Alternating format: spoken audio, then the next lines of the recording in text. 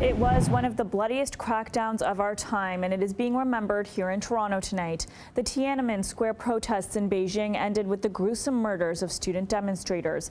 Advocates say it's important to commemorate the 30th anniversary here because in China, they can't. And he said, "I'm going to make you breakfast because you have to tell the world what you saw."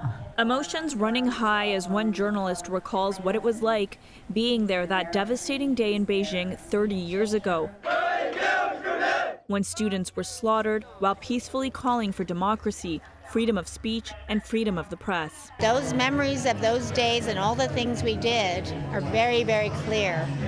And every anniversary, I just relive it. The gut-wrenching sights and sounds are engraved in her memory, and while it's hard to relive and share the stories, she says it is her duty. Because in China they can't. It's up to us to remember. They're not allowed to. They can't go to the cemeteries and mourn. They can't go to Tiananmen Square and wear a white flower, so it's up to us. Every year, China attempts to cover up its dark history. When Communist Party leaders used force to stop the protests they called a political threat. With 300,000 troops, they killed demonstrators and bystanders on the morning of June 4th, 1989. China has never even released a death toll, but it's estimated to be in the thousands.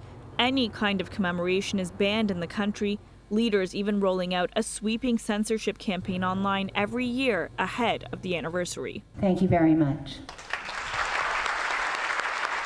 So tonight, a huge crowd gathered at Gardner Museum to hear journalists and activists who witnessed the massacre reflect on its impact. Over the slaughtering and the senseless killing of students, workers, and ordinary citizens on that night. It's education. It's just getting informed with what's really happening around the world and realizing, China is a superpower, and we can't remain nice and silent anymore. I think it's important that we express what we honestly feel. What do you think our government should be doing?